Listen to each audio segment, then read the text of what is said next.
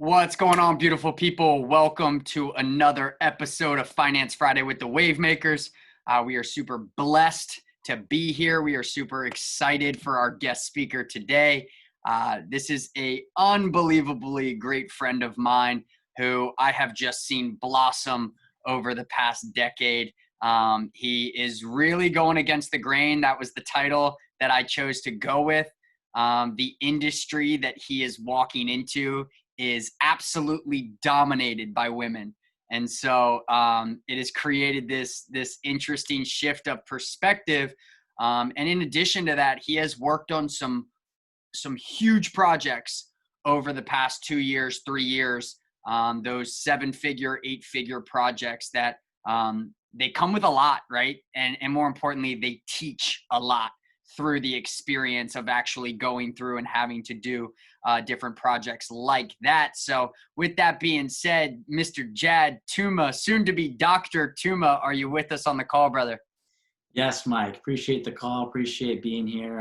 I've heard a lot about the podcast and what Wavemakers is doing, so I'm super happy to be here, and I'm excited to see so many of the Wavemakers here to listen. And really, I'm super impressed that so many people are here for a Friday night, especially a Memorial Day weekend. Like, I just think it's a testament to the dedication they have to learn and to grow and to really find a way to become the best versions of themselves. Yeah, absolutely. Appreciate those words.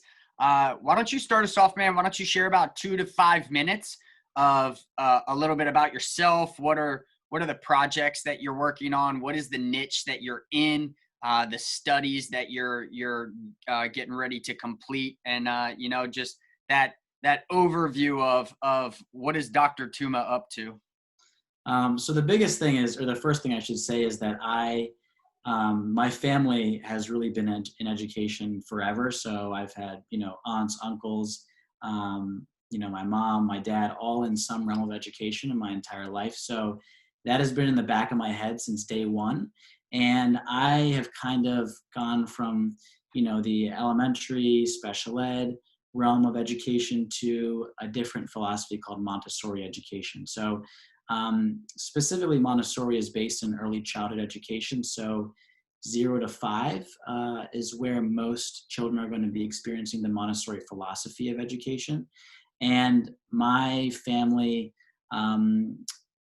created a Montessori school about 20 years ago. So that was the beginning of a Montessori school right outside Washington, D.C. And since then, it's been something that has lived and breathed in our household. And really, I think that was the biggest piece to push me to really decide on my end that this was something that I wanted to do for a very long time. And with me just finishing undergrad, I wasn't entirely sure that I wanted to jump into Montessori education full force, but as I would go back to the school every summer and teach and help out at the school, it kind of reminded me that this was something that I wanted to do. And that's when I made the switch to leave elementary and special education, that field, and fully migrate over to the Montessori education. So like Mike said, first off, education alone is dominated by women in general. And then when you go to the Montessori sector, it gets even more, 99.9% of whoever is in Montessori education. But it's, taken me down a really interesting journey that has gone from being a teacher to doing administrative roles to doing roles that require me to look into expansion of the school. And so it really has been a pretty amazing journey. And to give you all a tidbit about what Montessori is, I know some of you maybe have gone to a preschool that had a different philosophy. I know there's different kinds called Reggio, and a lot of these are really philosophies of education that focus on the creation of the human child in a more creative way. So it's less about how we can drill 1, 2, 3, 4, and 5, but more of how we can create someone into a whole child, someone who has strong fine motor skills, gross motor skills, who can think, who wants to learn. So that's a very small tip of the iceberg about Montessori in general. And I bet we'll definitely dive more into what actually it is and why it's spreading, continues to spread throughout the country and the world. Yeah, absolutely. I appreciate you sharing that. So a little bit about how we do this. I ask 3 questions. My partner in crime, Nikki T, will come in and ask questions, and we just bounce back and forth. So, we're really excited to pick your brain and get some of the stuff out of you. And then, for the viewers on the call right now, after we end the recording, we'll open up the mics. And if you have any questions specific for Mr. Touma, Mr. Jad Touma, it's so weird calling you that. You can unmute yourself and ask those questions. I'm going to start us off, man. We live in a world where the entrepreneur drives the Lamborghini and the teacher drives the Saturn, right? And there's this concept of, almost a rebellion against the formal education and the degrees, right? You are not only well into higher education yourself, but you also just got accepted into one of the top doctorate programs in the entire country. So congrats to that, man. And you're really, you're spending a lot of money on developing your degrees and developing your higher education. Can you dive in maybe 3 minutes on the mindset? Why would somebody accumulate that much student loans, in pursuit of a doctorate relative to, the niche that you're in? I think it really comes down to what is your end goal and what is your priority. So I, first and foremost, the doctorate that I'm going towards is educational leadership. And that is a goal of mine that I want to come into. So I think the biggest thing is finding out, where are you going specifically and what path you're going to take to get there. Does that mean that it will be an undergrad degree? I don't know. Will it mean a master's? Maybe. A doctorate? Maybe. Or it might mean something alternative. Maybe it means a course that a third party provides, or maybe it's looking at a lot of different resources online that help you build the skills necessary to do what you want to do. So for me personally, formal education has been something that has helped me on my path. And as I navigate higher education now to, past master's to a doctorate, the courses become way more personal and important to what I'm doing today and what I want to do tomorrow. So if what you want to do requires you and is necessary for you to get a formal degree, then that is something that you might need to do just because the system is designed that way. Same way as we say, if you want to be a lawyer, having a law degree is important. It's essential, right? So for me, it's, especially in the education world, it's really a big piece of who teachers are. I know in New York, for example, they require teachers within the first 5 years of teaching to obtain and to pursue a master's degree. So in this industry, it's a big piece of the puzzle. For everyone trying to figure out what they want to do, if the path comes down to formal education, then that is something that is there. But I always want to make sure that when you're considering whatever form of education you're doing, formal, informal, is that it's purposeful and that you are going to use the information and the knowledge and the skills that you gain specifically for what you want to do. What a beautiful answer.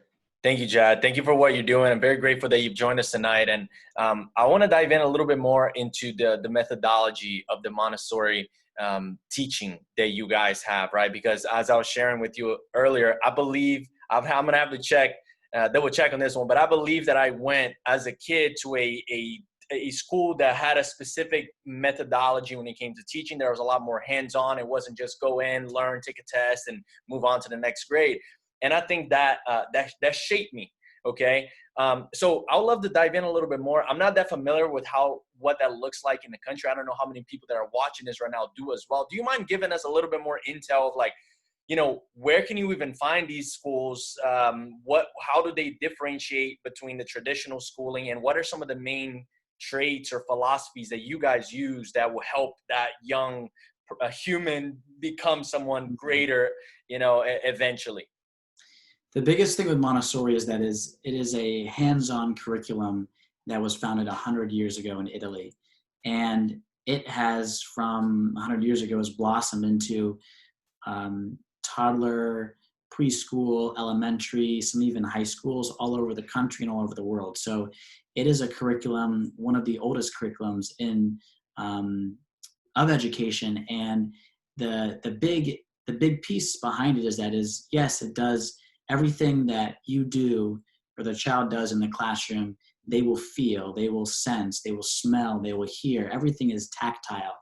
The founder of the philosophy, Maria Montessori, believed that we should not give a child an idea or a concept until we can put that concept literally into their hand.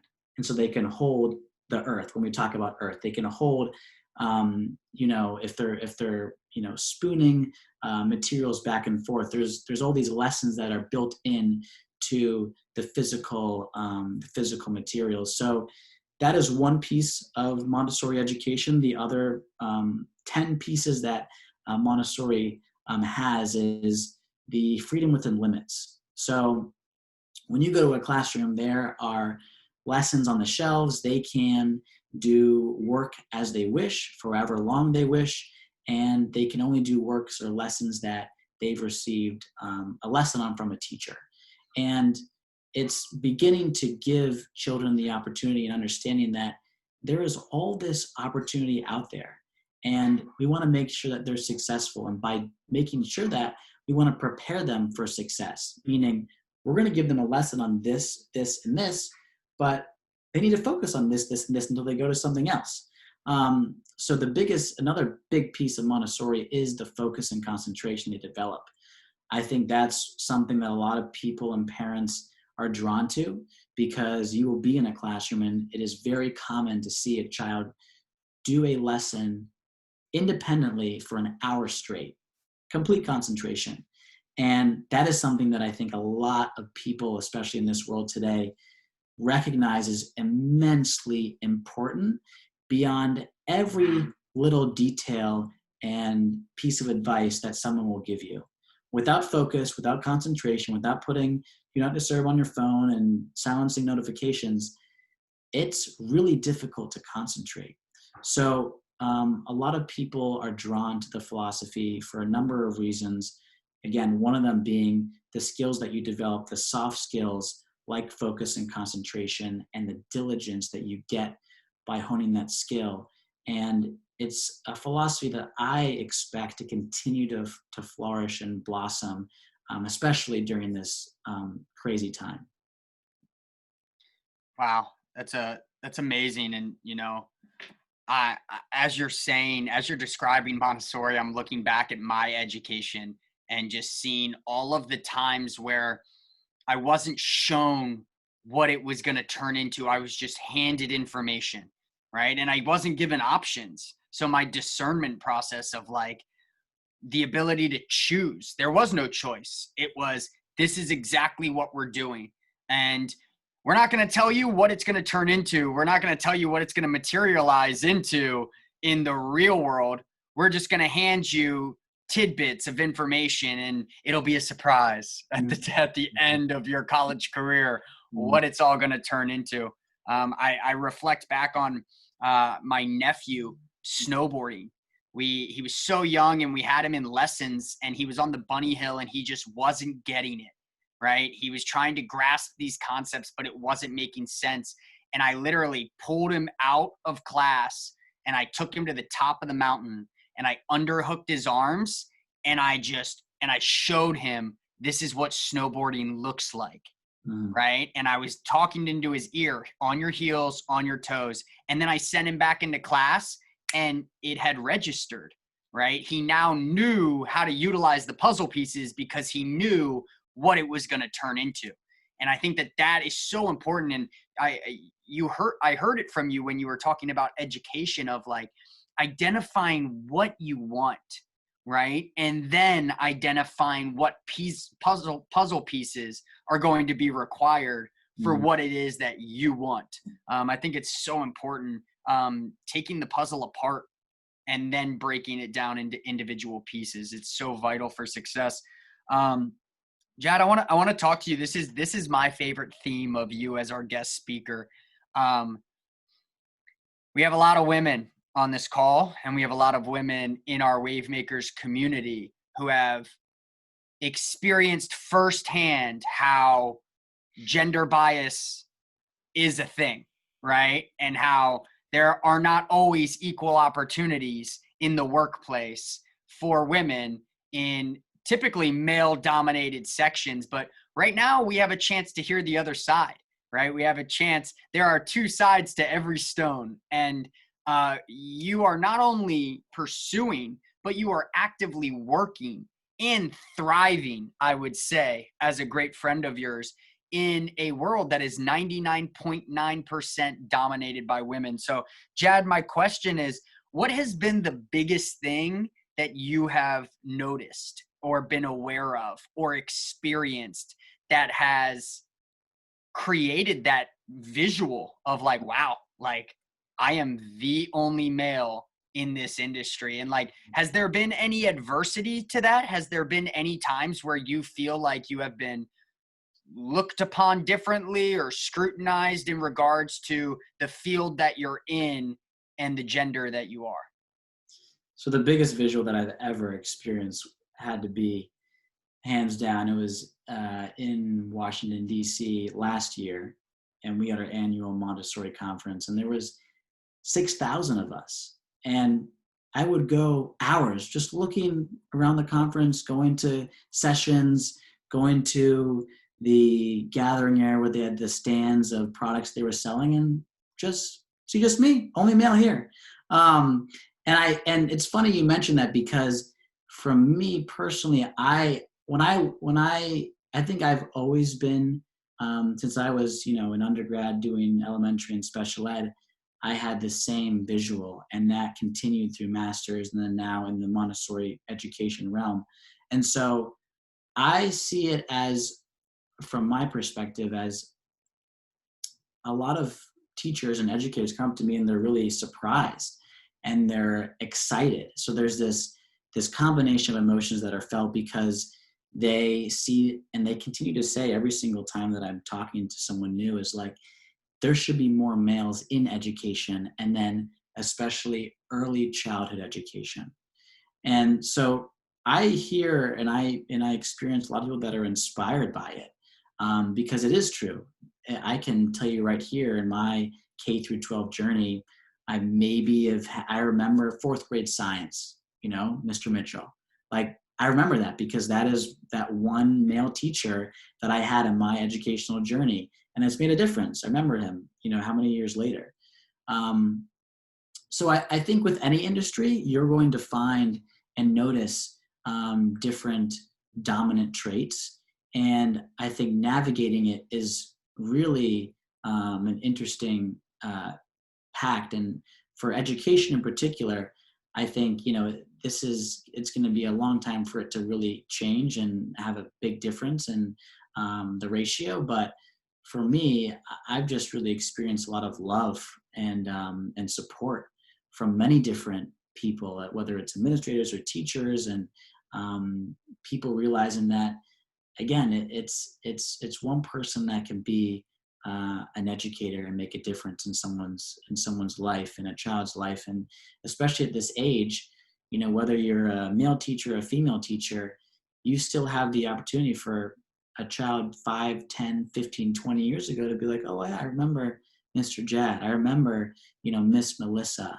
And I think that right there is what reminds me that it really is about the quality and the time and the care that you're giving to. It could be a child, it could be a craft that you're pursuing. And that is what I remember and take away. Wow, that's amazing. That's amazing, man. As you're saying that, I had never taken time to think about the fact that most of my teachers growing up were women. I guess it never, registered to me, but I'm gonna have to agree with you in the sense that I think that it should continue to grow because, especially as a male, I believe that we need more male role models in this country. And so I salute you for the work that you're doing. And most importantly, you're not just looking at it clearly as a job. It's not just a job, right? You're not there because it's just what you think that you have a passion towards it. And that's why you're going above and beyond to get your leadership and your education to the next level in order to help these children and have a huge opportunity to impact their lives. So I love that, man. I'm very, very honored to see someone like yourself doing that. So my question, I want to dive in a little bit deeper in the topic of education as well, because, we always say this, that when we know better, we do better. And so, it really starts as a kid. So, and that applies to business, that applies to any industry, really. When we learn something different, we have the ability to create a different scenario for ourselves. So how do you see the education system changing in the future, being someone that's in the education field right now? Yeah, I think that's a really important question at this Friday afternoon in May at this time, because it is changing in every grade level and every realm of education. And I think it's really, it's going to be changing rapidly. And so I can just give you an example right now. I mean, there's hundreds and thousands of early childhood education institutions that are trying to figure out how can we educate young children on a screen, on Zoom, on Google Hangout. And that's a incredibly important question to ask, especially with access to technology. That's one piece of the puzzle. And also, how is it possible to learn without having something in front of you that's tangible? So I think in the early child education, it's a question that they're really trying hard to answer in a very quick period of time.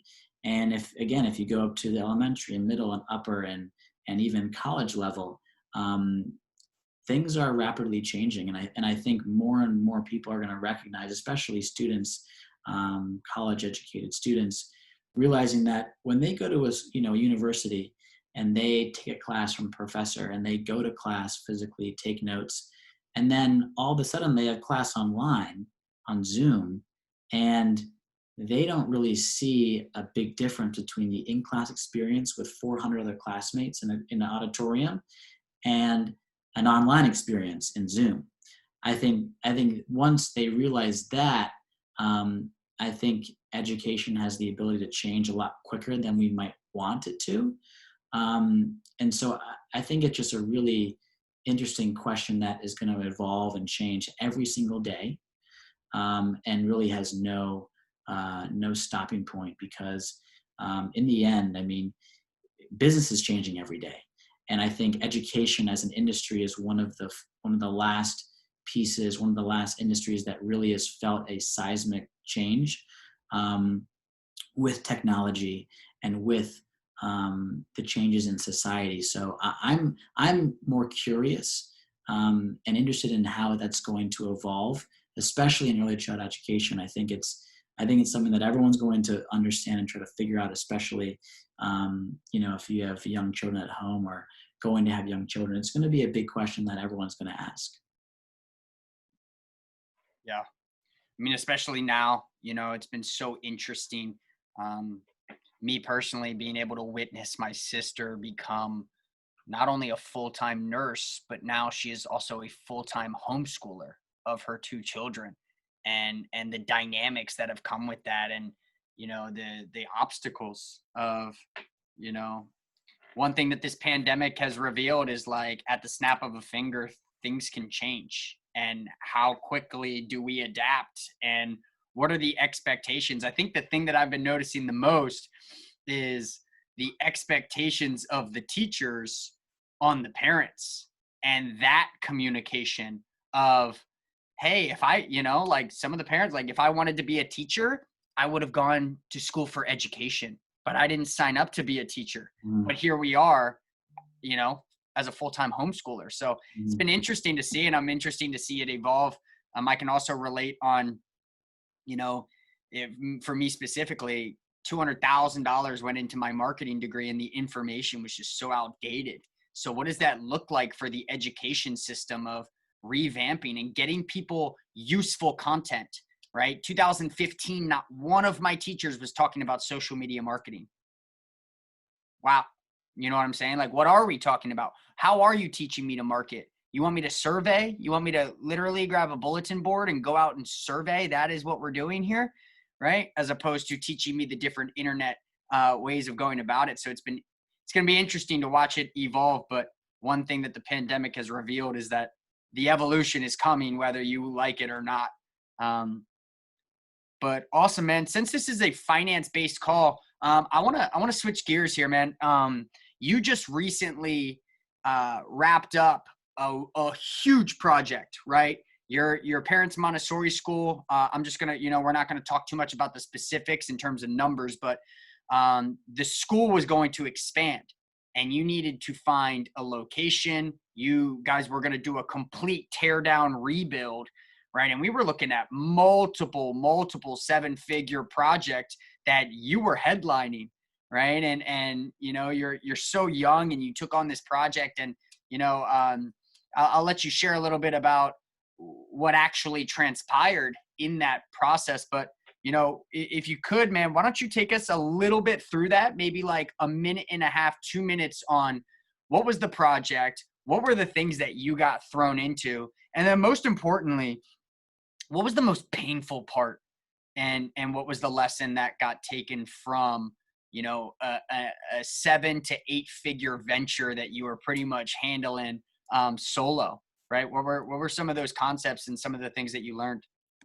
So this was an idea we've had as a school for many years, and kind of came to a point last, I want to say 2 years ago, when we were actively looking for another location for our school. And this was, again, an industry we had never ventured into, something that, again, we're Googling information, we're taking advice from others, we're looking at different kinds of resources and trying to understand what should we focus on and become attuned to.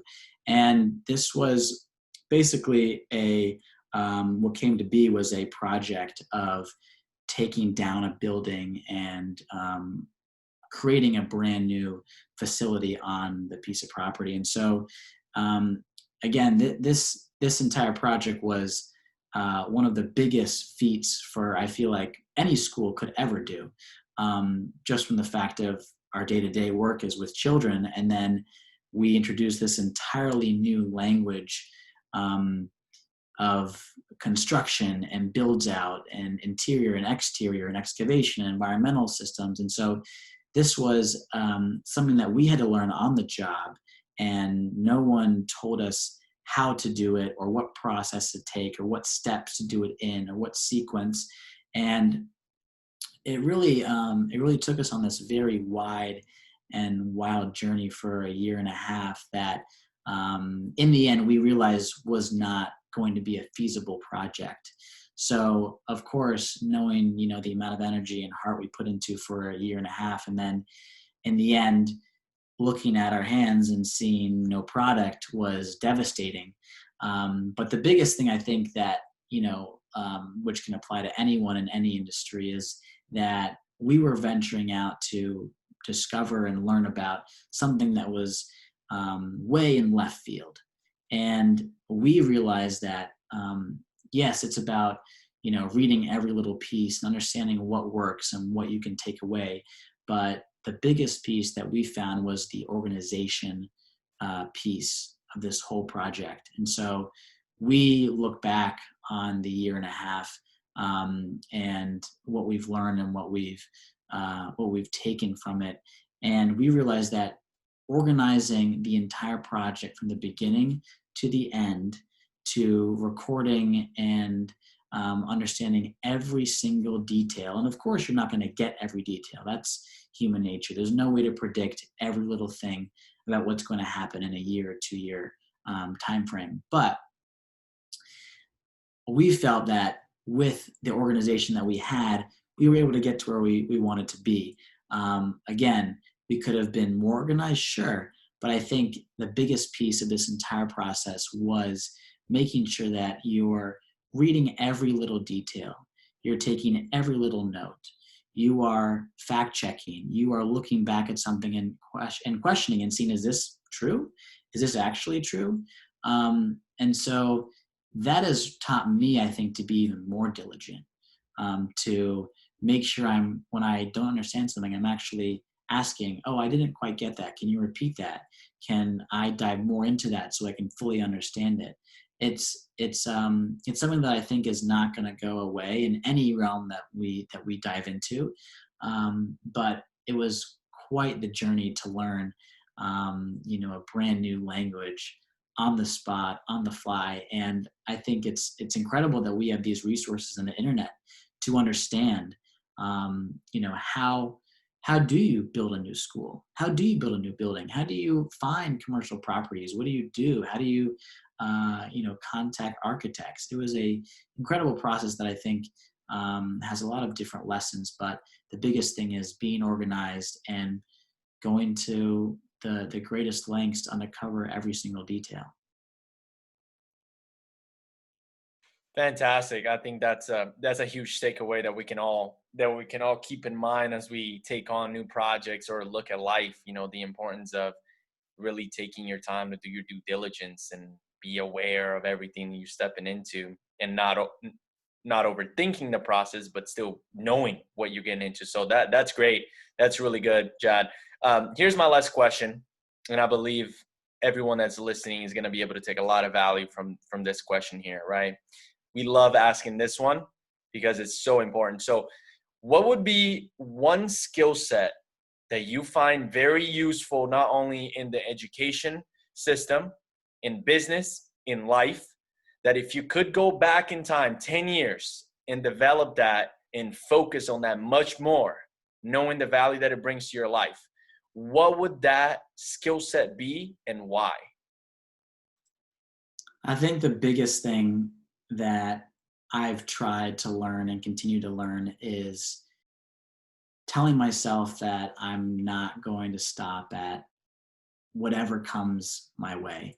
And so this is something that I've learned through college and masters, and as I continue to learn and understand different industries and different paths and journeys that the school or my own personal growth will take me, is realizing that there's a lot of things that I do not know. And the biggest thing is that I need to make sure that I understand everything that's out there, whether it's Google, whether it's YouTube and resources that I can use in order to better myself and make me more understanding of what needs to get done. I'm truly 100% believe that we can find almost every answer we could ask somewhere, whether it's family, friends, friends of friends, internet, whatever it may be. And I take that with me wherever I go, whatever I do. If I'm not sure how to do something, then I look to a friend, or I look to Google, or if I can't find it there, I really just do not give up until I find the answer. I just had this belief in me that I don't think that you can get to the last page of Google and it not be there. I think the biggest thing is recognizing that there is certain times where I don't know what I don't know, and maybe there is an answer to something, but I don't want that to stop me from saying, you know what, I can't really do it. I don't want to do this. And that's something that I know that I'll continue to hone as different projects come up and different journeys, come out of nowhere. But I think that's the biggest thing that I would tell myself and continue to tell myself: make sure that quality is kept close to you, and you don't let that go. That's amazing. I'm getting so much value. And, one thing that I will say, man, is you're so elegant with your word choice and your speaking. It's something that I've seen you develop over the years, and it's beautiful to watch here in this interview how far you've come. Drop some twos, drop some ones for our guest speaker if you're getting value from what he's saying. And just to touch on what you did say about, using the internet, but taking on that challenge of seeking the information and not being discouraged. And more importantly, I think the concept is persistent, right? The internet offers us this unbelievable value. And me and Nick see it all the time of giving people the opportunity to go find the answer for themselves before we immediately be that, disabling crutch of like, oh, here's the answer. Oh, here's the answer. Oh, here's how you do the install. Right. But like giving people that opportunity to leverage the resources. Right. And then the one thing that I felt while you were talking about not knowing is Socrates. The only thing I know is that I know nothing.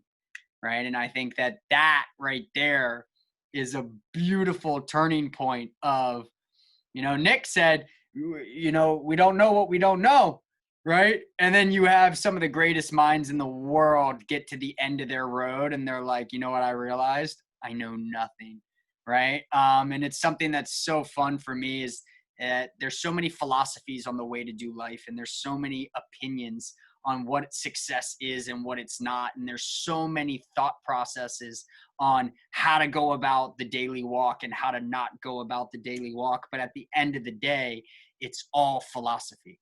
It is all opinion, right? And so you grabbing a hold of what is your truth and walking that truth with the understanding that you are forever a student. And the second you lose track of that mindset is that I am forever a student is the second that you lose the game of life, in my opinion, and the opinions of others. So with that being said, we appreciate you, Jad.